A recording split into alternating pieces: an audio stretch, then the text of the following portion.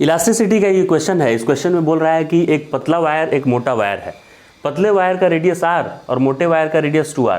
तो पतले वायर का ब्रेकिंग स्ट्रेस अगर कैपिटल F है तो ये मोटे जिसका रेडियस 2r है उसका ब्रेकिंग स्ट्रेस कितना होगा।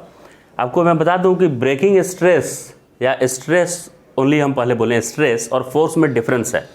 फोर्स मतलब यहाँ मैंने स्मॉल f लिया है, ये f क्या है कि पूरे मॉलिक्यूल पे, ये 4 मॉलिक्यूल मैंने लिया है तो चारों मॉलिक्यूल पे लगने वाला फोर्स है ये। और स्ट्रेस का मतलब होता है कि पर मॉलिक्यूल वाला फोर्स, यानी कि अगर इस फोर्स को मैं इसके नंबर ऑफ मॉलिक्यूल से डिवाइड कर दूं तो पर मॉलिक्यूल लगने वाला फोर्स मिल जाएगा। लेकिन नंबर ऑफ मॉलिक्यूल काउंट करना पॉसिबल है नहीं, इसीलिए इसके एरिया से डिवाइड कर दिया जाता है ताकि पर यूनिट एरिया मिल जाए और उसको हम लोग लगभग मान लेते हैं कि पर मॉलिक्यूल मिल गया, क्योंकि मॉलिक्यूल काउंट करना पॉसिबल नहीं है। तो यहाँ पे मैंने स्मॉल एफ फोर्स लगाया, तो स्मॉल एफ फोर्स लगाया तो पर मॉलिक्यूल कितना फोर्स मिल गया, इसको एक नंबर से ले लेते हैं। मान लेते हैं इसको मैंने 4 न्यूटन का फोर्स लगाया, ओवरऑल कुल मिला के 4 न्यूटन ऐसे फोर्स लगाया। तो पर मॉलिक्यूल कितना मिला, 4 मॉलिक्यूल था तो 1 न्यूटन मिला। तो पर मॉलिक्यूल जितना फोर्स लगता है उसी को स्ट्रेस बोलते हैं। और ये बोल रहा है कि इतना स्ट्रेस से ये टूट जा रहा है, यानी ब्रेकिंग स्ट्रेस इसका क्या हो गया, F जो दिया है वो 1 हो गया, क्योंकि पर मॉलिक्यूल 1 मिला था और 1 पे ये टूट जा रहा है। तो इसको इन्होंने F दिया था और अभी नंबर में लिया तो 1 आया वो। अभी जब मोटा तार हो गया, ये मोटा तार हो गया, तो अभी सोचिए अगर आप यहाँ पे 4 ही लगाएंगे, फोर्स 4, तो 4 लगाएंगे तो यहाँ 8 मॉलिक्यूल बनाया है मैंने, तो एक एक मॉलिक्यूल को आधा मिलेगा।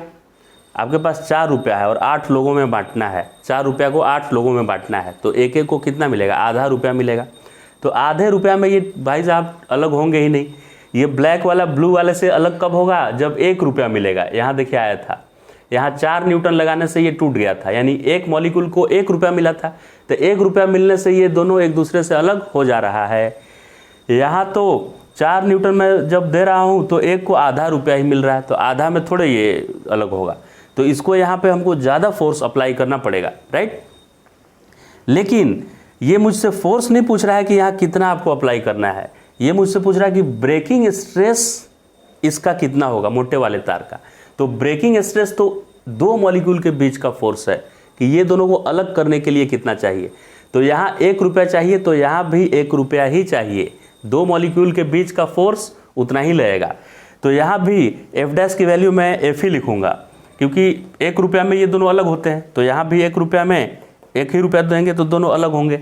2 मॉलिक्यूल का इंटरमॉलिक्यूलर स्ट्रेंथ यहाँ जितना है, जैसे ये आयरन का बना हुआ है, ये भी तो आयरन का बना हुआ है, तो आयरन के 2 मॉलिक्यूल के बीच जितना अट्रैक्शन है यहाँ भी आयरन के 2 मॉलिक्यूल के बीच उतना ही अट्रैक्शन है।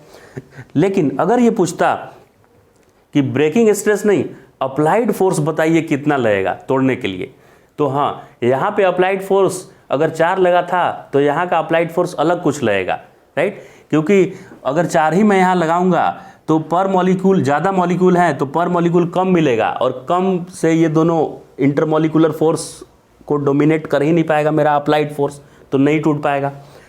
तो आखिर यहाँ पे कितना फोर्स लगाना पड़ेगा मुझे, ये स्मॉल एफ डैश पक्का ज़्यादा होगा एफ से। अगर यहाँ एफ फोर्स से टूटा था तो मोटा तार एफ फोर्स से नहीं टूटेगा, एफ डैश ज़्यादा होगा, ज़्यादा फोर्स लगाना पड़ेगा। कितना ज़्यादा लगाना पड़ेगा उसका भी कैलकुलेशन इधर है। मान लेते हैं फर्स्ट केस में ये ब्रेकिंग स्ट्रेस माने पर molecule force applied force by area, applied force जितना है पर यूनिट एरिया कर दिए, मिल गया। दूसरे में इसको तोड़ने के लिए मान लेते हैं कि एफ डैश फोर्स लगा, तो एफ डैश बाई एरिया किए तो ये भी पर मॉलिक्यूल मिल जाएगा इसका, तो पर मॉलिक्यूल इसका एफ डैश मैंने माना, और ये दोनों इक्वल होना चाहिए क्योंकि पर मॉलिक्यूल तो फोर्स उतना चाहिए ही उन दोनों को इंटरमॉलिक्यूलर फोर्स को ख़त्म करने के लिए। तो इन दोनों को मैंने इक्वेट कर दिया, क्योंकि दोनों का स्ट्रेस सेम होगा, दोनों में अप्लाइड फोर्स अलग अलग हम लगा सकते हैं, अप्लाइड फोर्स अलग अलग लगा दिया। तो दोनों का स्ट्रेस LHS को मैंने सेम कर दिया, तो RHS भी इक्वल किया। तो F by pi r square, F dash by pi 2r square, 2 का स्क्वायर 4r का स्क्वायर, r स्क्वायर से r स्क्वायर मरा, पाई ने पाई को मार दिया, तो F dash equal to 4f आ गया, F dash equal to 4f। यानी यहाँ जितना फोर्स लगाया था मैंने, यहाँ उसका 4 गुना ज़्यादा फोर्स लगाएंगे तब जाकर पर मॉलिक्यूल को उतना फोर्स मिल जाएगा जिससे वो मॉलिक्यूल सेपरेट हो जाएगा, यानी कि वो मटेरियल ब्रेक कर जाएगा। क्लियर हो गया। तो अगर एग्जाम में आपसे पूछे कि आर रेडियस के वायर में अगर उसको तोड़ने के लिए F फोर्स चाहिए तो 2r रेडियस के वायर को तोड़ने के लिए फोर्स कितना चाहिए, तो फोर्स कितना चाहिए तो उसका 4 गुना आंसर लिखेंगे कि 4F चाहिए। लेकिन अगर ब्रेकिंग स्ट्रेस इसका कैपिटल F है, ब्रेकिंग स्ट्रेस, तो मोटे तार का ब्रेकिंग स्ट्रेस कितना है, यानी पर मॉलिक्यूल लगने वाला फोर्स कितना है, तो उसका आंसर वही है कि इसका ब्रेकिंग स्ट्रेस F, तो इसका भी ब्रेकिंग स्ट्रेस F ही है, यानी पर मॉलिक्यूल उतना ही फोर्स की रिक्वायरमेंट है।